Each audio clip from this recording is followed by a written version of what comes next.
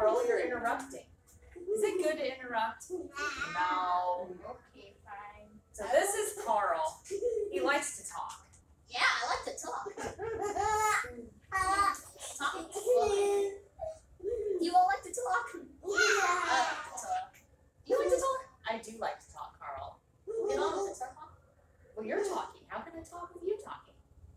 Okay, I'm talking. Do you think you should read a story today? Oh yeah, I like talking stories and talking. Do you know who David and Goliath are? No. Do you guys know who David and Goliath are? No. No! And yet, who is David and Goliath? He is a giant. What'd you say, Riley? I know all the stories I read in nighttime. Do ya? So you know who David and Goliath are? All right. Well, since some people don't know who David and Goliath are, we're going to read about him today, okay? We'll let Carl read. Yeah. The Philistines were enemies of God. Do you guys all know who God is? No, you know who God is. You do. Okay. Good job. The Philistines were enemies of God. Their army came to fight King Saul's army. King Saul was the king of Israel. Yeah. A giant soldier named Goliath yelled, "Bring out your best soldier to fight me! If your strongest soldier will defeat me, I will be your slave." A slave is someone who works for someone else. The dictionary. If I defeat him, you will be our slaves. King Saul's soldiers were afraid. Yeah, they were very afraid. They did not want to fight the giant.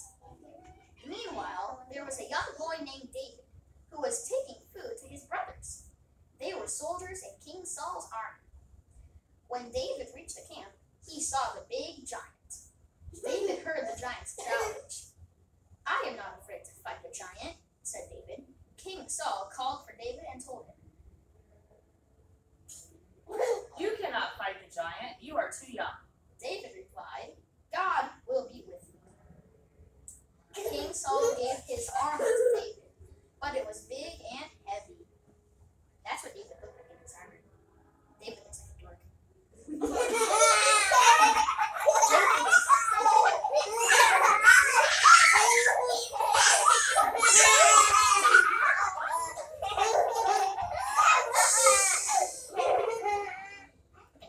David then went to a nearby stream, and he picked up 5 tiny itty-bitty stones. He stood before the giant. The giant laughed at him, but David did not care. He said, I come before you in the name of the Lord, who rules over all. David put a stone in his sling and ran toward the giant. He let the stone out of the sling and let it fly. It hit Goliath's forehead, and he fell to the ground. The Philistines saw that their hero was dead. He was dead. They ran away.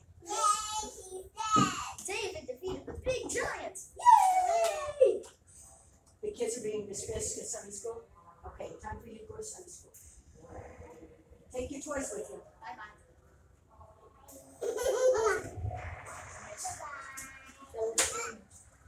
This is a giant.